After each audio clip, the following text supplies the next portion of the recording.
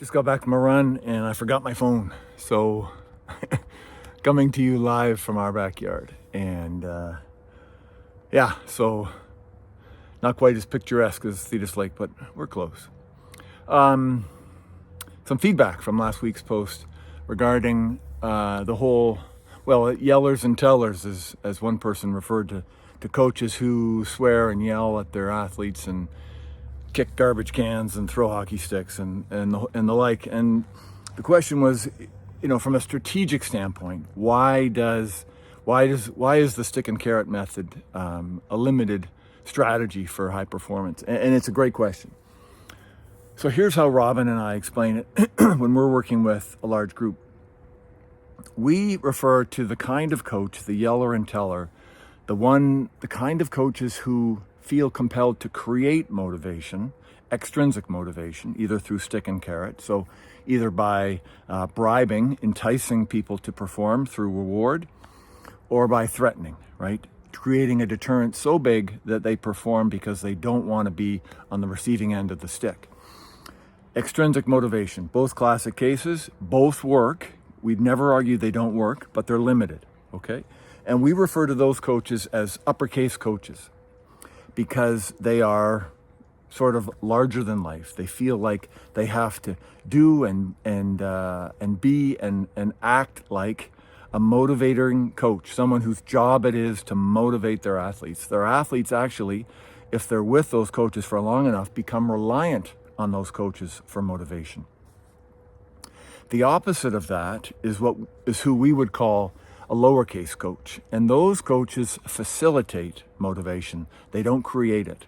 And so the difference being is that the lowercase coach facilitates motivation within the athlete. So they teach, they inspire, they invite athletes to create their own motivation on an intrinsic level.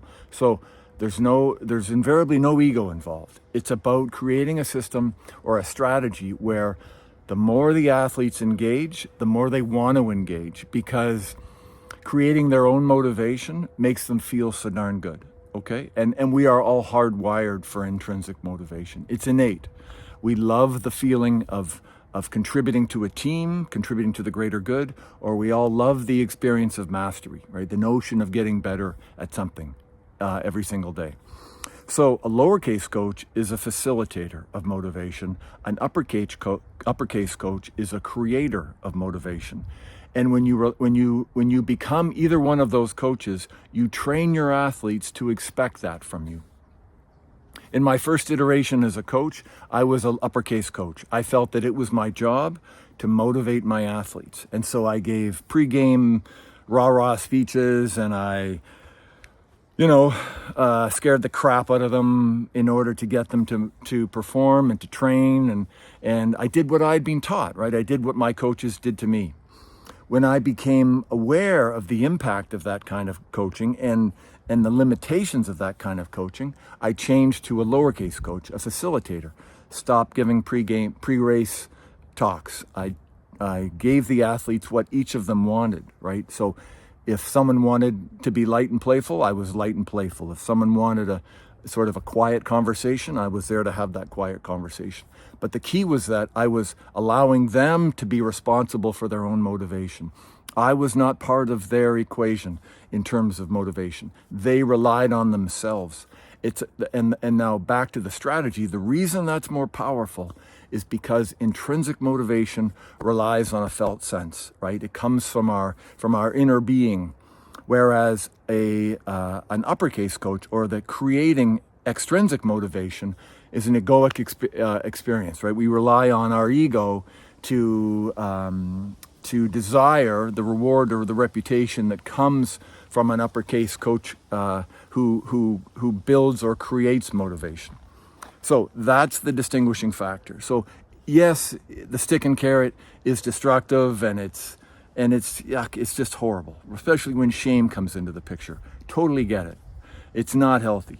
But if you're just looking at it from a strategic standpoint, the stick and carrot is also limited, because if the stick doesn't keep getting bigger, if the carrot doesn't continue to entice, it just loses its impact and it's no longer able to motivate. Okay, so that's the difference between a coach who invites intrinsic motivation or a coach who creates extrinsic motivation. Both work, just one works better. And yeah, I can I can give you hundreds of examples where I've seen both go head to head, and the intrinsic one comes out ahead each time. So, okay, any more questions? Fire away. Happy to chat. Reach out, and in the meantime, take care of yourselves. Share the love, and if you're a coach, really try and become that lowercase coach, the kind of coach that facilitates motivation, doesn't demand it, if you will. Okay, take care, everybody. Bye-bye.